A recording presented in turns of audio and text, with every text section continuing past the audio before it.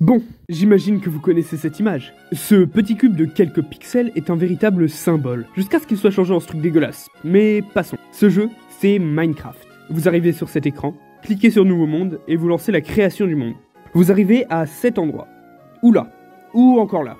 En fait, vous pouvez être un peu n'importe où, puisque les mondes de Minecraft sont totalement aléatoires. Je ne sais pas comment le jeu fait exactement pour générer ces maps, mais si ça vous intéresse, il y a plein de vidéos sur ce sujet. Mais revenons là où on en était. On tourne un peu, peut-être qu'on explore autour de l'endroit où on est arrivé, puis à un moment... Waouh, on peut vraiment tout changer ? Par nous-mêmes, évidemment. C'est en quelque sorte le but de Minecraft. Et depuis maintenant plus de 15 ans, si on compte la version alpha sortie en 2009, la communauté a fait des choses complètement folles. On va skipper la partie déroulement du jeu, parce que de 1, j'ai la flemme, et de 2, vous savez probablement déjà comment ça marche. Non, on va devoir faire un petit point chronologie pour pouvoir comprendre un peu comment tous les joueurs ont construit des bâtiments époustouflants, ont étoffé le lore du jeu et ont marqué l'histoire du jeu vidéo. Lui, c'est Marcus Persson, un développeur suédois qui est surtout connu sous le pseudo de Notch. Et le 17 mai 2009, il sort, grâce à sa petite équipe, la première version de Cave Game. Enfin, ça, c'est le premier nom donné. Plus tard, il renommera le jeu Minecraft. La version alpha, la toute première version sortie, ça ressemble à ça. Bon, c'est un peu stylé. Les couleurs sont légèrement différentes par rapport à maintenant, mais ça va. Les musiques sont sympas. Encore loin des bangers que je vais vous faire écouter, mais elles sont sympas. Cette première version obtient un petit peu de popularité. Quelques vidéos YouTube sont faites sur le sujet d'ailleurs. Et puis, dans la bêta, en 1.0, la toute première version de la bêta du jeu, ils ont ajouté plein de nouvelles choses, dont les magnifiques bateaux. Ces courbes racées ne sont pas sans rappeler celles du grand requin blanc. Mais je vais vous parler des principaux. Déjà, c'est l'arrivée des serveurs, dont je vais vous parler en seconde partie. À l'époque, ça s'appelait le mode survie en multijoueur. Des nouveaux biomes apparaissent. Je suis japonais, Tomo, je suis fils du soleil levant. Ce sont des environnements qui diffèrent selon l'endroit où on se trouve. La difficulté devient sélectionnable. Ils ajoutent une quantité énorme de nouveaux blocs, comme la netherrack, la pierre lumineuse, etc.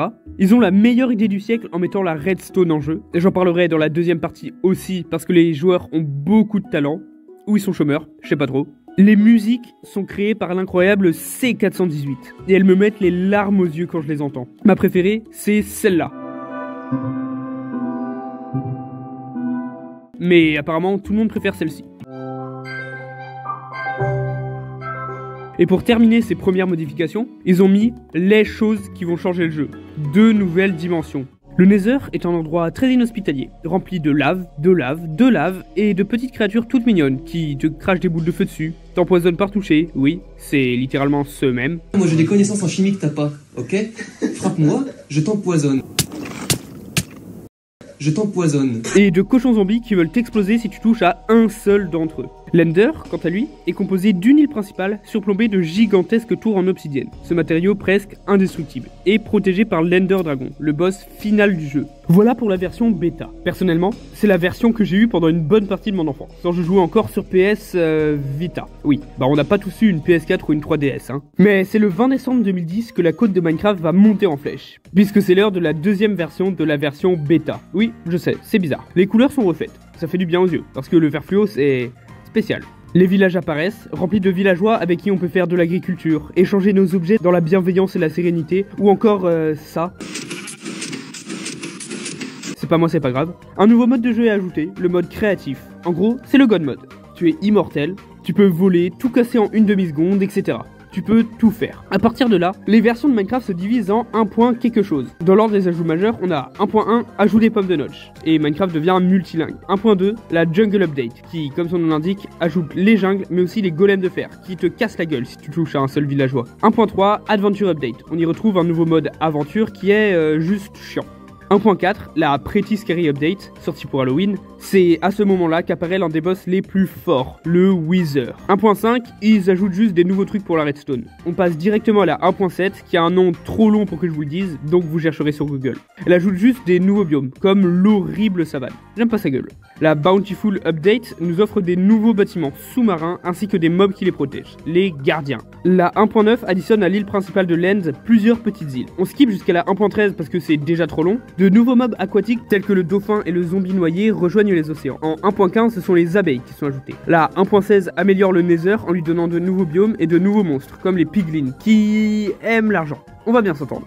Enfin, la mise à jour la plus importante à mes yeux, c'est la Cave and Cliff Update, qui nous offre des grottes gigantesques, ce qui m'a appris à ne pas creuser sous mes pieds, et surtout les axolotes. Rien de plus à dire, ils sont juste trop choux. La 1.19, 1.20 et 1.21 sont apparus après. Mais à part le Warden, un quatrième boss et la masse qui casse des bouches, rien d'important. Et encore, je n'ai pas dit toutes les mises à jour là. Minecraft est vraiment un jeu qui change en permanence. Et ces changements, c'est la communauté qui va en profiter. Minecraft, c'est un jeu sandbox. Autrement dit, vous faites plus ou moins ce que vous voulez. Il n'y a pas vraiment de sens. Pourtant, à force d'y réfléchir, les joueurs ont trouvé des informations par-ci par-là et ont tenté de créer un lore. Je ne vais pas tout vous expliquer parce que ça mérite une vidéo entière, mais sachez juste qu'il y avait un peuple, nommé les bâtisseurs, qui ont notamment construit les villages. Ils ont découvert le Nether, puis l'Ender, plein de trucs se sont passés, mais si ça vous intéresse, il y a plein de vidéos sur YouTube qui en parlent. Avec ce lore, c'est développé des légendes, et plus particulièrement des creepypastas. Par exemple, Herobrine, c'est un homme mystérieux. Il ressemble à Steve, mais avec des yeux blancs. À chaque mise à jour du jeu, il semble supprimé, et pourtant, il revient toujours. On a pu le voir sur différentes photos. Inutile de préciser que tout ça n'est rien de plus qu'une légende, qu'on peut retrouver aux côtés de Giant Alex ou de l'homme en blanc. Mais il est temps de parler de la communauté Minecraft directement. Et personnellement, quand on me demande ce qui prouve l'ingéniosité de cette commu, je répondrai toujours les serveurs. Si vous avez joué, vous connaissez forcément Hypixel, un serveur très sympa bourré de mini-jeux, comme le très connu Bed Wars. On peut aussi noter Nation Glory, qui est pour moi le successeur direct de EarthMC. C'est simple, les joueurs ont reproduit le monde dans Minecraft et le but c'est de se foutre sur la gueule. Enfin, et pas des moindres, le serveur le plus iconique qui a permis à tous de voir la vraie nature de l'être humain, je parle évidemment du seul, de l'unique, Tubi2t. C'est un serveur anarchie. Autrement dit, vous avez tous les droits. Vous mettre en créatif, installer des cheats, bloquer les joueurs. Le truc, c'est que c'est tellement parti en cacahuète que le serveur a dû fermer temporairement. Aujourd'hui, il est toujours en fonctionnement, mais étant donné que j'arrive à mourir contre des zombies, j'irai pas. Ensuite, la communauté Minecraft, c'est des youtubeurs. Beaucoup de youtubeurs. En France, on connaît très bien Fuse3, qui a migré sa chaîne principale. Pour les anciens comme moi, ça fait quand même mal. Il y a aussi Ninjax, qui a récemment fait un carton avec sa série Minecraft Horror From the Fog. Aux États-Unis, on retiendra Chip Pickle, qui est très énergique.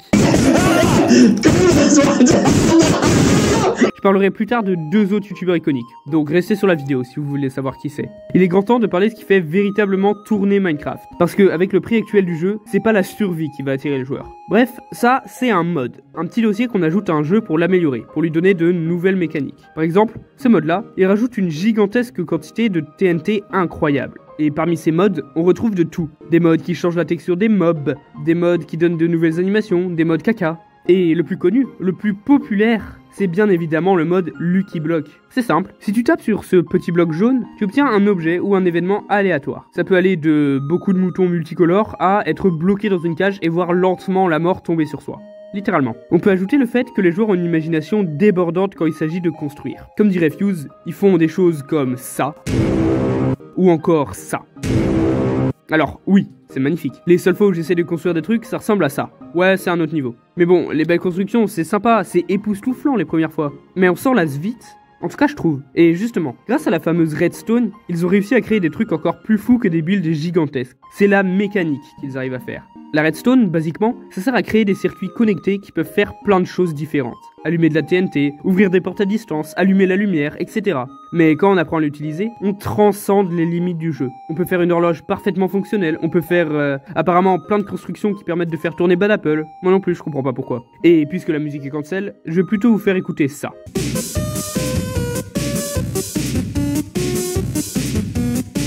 Ah, douce mélodie. Mais le plus fou, c'est les ordinateurs. Ouais, ils ont réussi à créer des ordinateurs fonctionnels dans Minecraft. Ils peuvent par exemple jouer aux échecs ou encore à Minecraft dans Minecraft. Calmez-vous, hein, c'est très lent. Enfin, la plus belle chose que l'homme a pu créer, le summum de la technologie minecraftienne, je vous l'ai déjà présenté, mais je vais le refaire. Cette œuvre d'art, c'est ça. Ensuite, la commune Minecraft, c'est des exploits réalisés par pure chance ou alors totalement intentionnellement. Le move le plus connu, c'est bien évidemment le clutch avec un seau d'eau, ou avec un seau de neige, ou avec une échelle. Minecraft, c'est des milliers de produits dérivés, certains très cool, comme les peluches axolot ou abeilles, d'autres discutables, genre les céréales creeper. On peut évidemment pas ne pas parler du film Minecraft qui va être aussi visuellement étonnant. Enfin, Minecraft, c'est deux principales légendes, mais pas pour les mêmes raisons. D'abord, lui, c'est Dream. Vous en avez forcément entendu parler. Il faisait énormément de vidéos type Manhunt. Il était seul, face à 3 ou 4 personnes, et devait juste leur échapper et survivre le plus longtemps possible. Ce qui frappait quand on regardait ses vidéos, c'était évidemment son talent en jeu et sa rapidité de mouvement, mais aussi sa chance. Ces créatures, ce sont des Blaze. Ils ont une chance sur 2 de lâcher un bâton de Blaze après leur mort. Un objet nécessaire, puisque combiné avec des perles de l'Ender, obtenues sur des Endermen, on obtient des yeux de l'Ender, qui permet de trouver le Stronghold, d'ouvrir le portail de l'End et donc de finir le jeu. Ce qui était bizarre avec les runs de Dream, c'est qu'il semblait obtenir les bâtons de Blaze et les perles à chaque fois. Il n'avait pas 50, mais 100% de chance. Dream aura tenté de se défendre en disant que sur les millions de joueurs de Minecraft, il y aurait forcément une personne qui aurait la même chance que lui. Et en l'occurrence, l'élu, c'est lui. Seulement, après avoir fait des milliers de simulations, on s'est bien rendu compte que la chance de Dream était tout simplement impossible. Ce n'était juste pas prévu dans le code du jeu. Il a avoué avoir triché, mais n'a pas arrêté sa chaîne pour autant.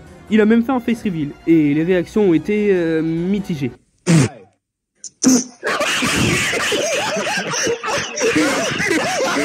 Toujours est-il que sa triche l'a fait rentrer dans la légende. Et en deuxième, c'est une histoire beaucoup plus triste. Technoblade, de son vrai nom Alex, était un youtubeur américain, le plus gros youtubeur Minecraft du monde. Il comptabilise aujourd'hui 18 millions d'abonnés. Je n'ai personnellement jamais regardé ses vidéos, donc je le connais pas vraiment. Je sais néanmoins qu'il fait un joueur de Minecraft exceptionnel. Par exemple, il a gagné 4 fois le tournoi Minecraft Monday de Hypixel. Malheureusement, Technoblade s'est éteint à l'âge de 23 ans d'un cancer généralisé, et c'est toute une communauté qui est en deuil. À l'annonce de sa mort, beaucoup de streamers et de youtubeurs étaient choqués, et c'est normal. C'est difficile de croire qu'une personne qu'on aime, qu'on admire est morte. Le 28 octobre 2022, soit 3 mois après sa mort, le compte officiel de YouTube poste une vidéo du nom de Technoblade Never Dies, une phrase désormais iconique qui vient de Technoblade lui-même.